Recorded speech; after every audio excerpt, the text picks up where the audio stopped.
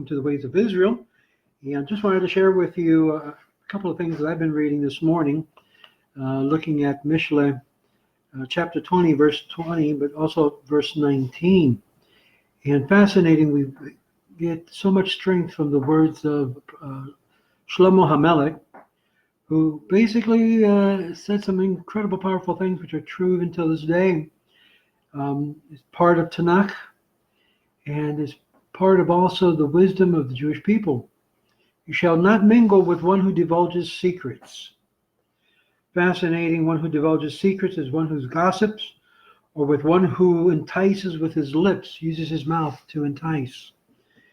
According to Rashi and Metzudat David, he renders that with one who speaks foolishly, as it says in Ibn Nachmiyash, one who opens his lips wide. If you wish to establish your dreams or your plans, do not mingle with one who divulges secrets. Because guess what? Your secret of your plans for business or whatever plans you have will be divulged. One who gossips, even with one who does not do so intentionally but talks innocently, is unable to control the mouth. We have, as human beings, problems with our mouth. Many times we say things and it comes out and it devolves in a lot of garbage. And as a result, we get ourselves into a lot of trouble. Verse 20 of Proverbs 20. This is of looking at, it's interesting, the number 2020, Mishle 2020. Shalom, Ira. Good to see you here in Yaakov. Looking at Mishle 2020, if one curses, his lamp will flicker in the blackness, in the blackest darkness. Actually, it says that if one curses his father and mother, his lamp will flicker in the blackest darkness. Now, what would cause someone to, first of all, curse his father and his mother? What would motivate a person to do such a vile thing?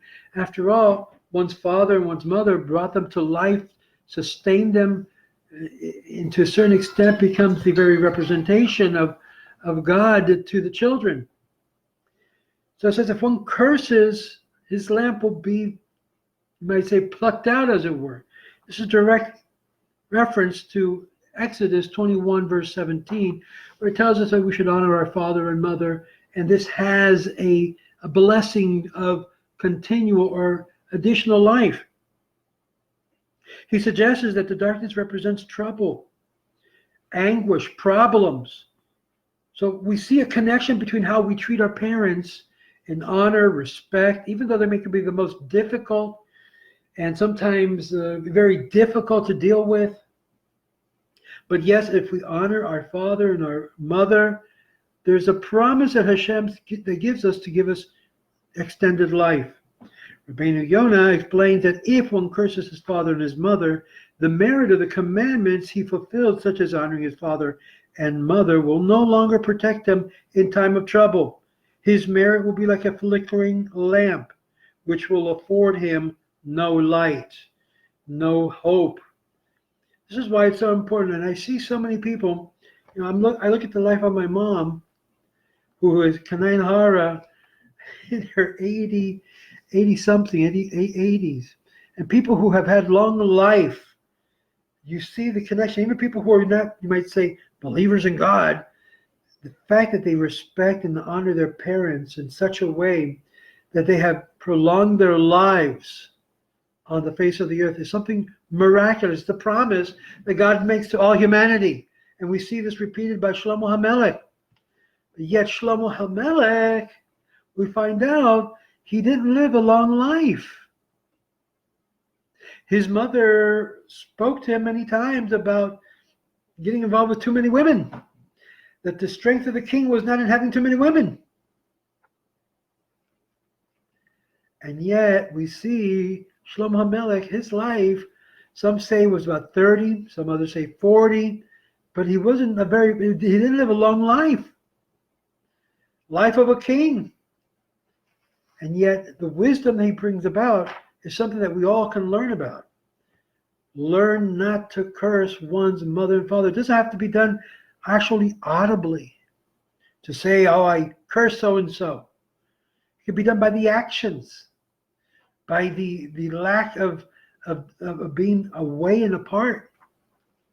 This is why I think this passage means so much to me, because it gives us a promise that if we want to have light in our own life, it's going to be in correlation of how we deal with our parents. You know, when my father passed away, it took a part of me. Thank God, God prepared me for that day of his departure. I was able to strengthen my older brother, who was in shambles, but finally had a relationship with my father. Appreciate what you have when you have it, because you never know when those loved ones are no longer there in your life and are snatched away from you. That's why the psalmist David comes right to the heart of the issue. Although my father and my mother leaves me, you, the Lord, I, the Lord your God, will take you up. What a promise. Psalms 27:10. That has always been the motto of my life. God will never leave you. God will never depart from you. God is with you. No matter what you go through, cleave unto him, but also cleave unto your parents who've taught you good, some good. They've taught you. You have a responsibility to honor them, to respect them, to love them. This is something that God tells us. And sometimes they may be very difficult parents. And believe me, I know many of you have very, very difficult parents. Parents that you perhaps don't even want to see. How many times I've heard stories, horror stories, of prosperous Jewish children leave their parents and never see them again. They leave them in the care of somebody else. And all they wanted is to hear their children come and visit them and say, Mom, Dad, I'm here, I love you. Even though they're losing their mind, they're ready perhaps with Alzheimer. My mom is right now with Alzheimer. Every once in a while, I'll give her a call, talk to her, visit her. But the issue is the importance of that communication continues despite some of the things that they have done, negative. Remember to love, to honor your father and your mother. Interesting, Torah starts with the father and then later the mother. It doesn't go in the reverse. It doesn't go mother then father, because normally the kids automatically are driven to the mother side, the maternal, the comfort side. Very hard that they connect with the father, because the father is austere, a figure of you might say stern, firm. You know, my father was the type of father that he was not given over to shedding tears. He would hold everything in. And I remember one day when my mom told me, go, and talk to your father and pray for him. And I remember I did pray for him. This was like about a week before he passed away. Never forgot. And as I was praying for him, that God would bless him and thank God for him, as tears, for the first time, see your father shed tears. This was a man that was very, very strong. He would not shed a tear and just cry. And I remember that embrace, that unique embrace. He'd go like this in my face, he'd go like that. I love you, son. That did it and said it all. How many times so many children are completely in a state of disorder because their parents never said to them, I love you, I care for you. And instead, they've been abused, they've been physically, emotionally, mentally. To this day, we have a lot of walking traumatic children because of the actions of the parents. And yet we're still told, honor your father and your mother. Even the most difficult time. How can I do that, Rabbi? How can I be able to reach out and say, I honor you, I respect you, but I didn't like what you did to me? It's the most difficult thing that a child would have to do. But you know what?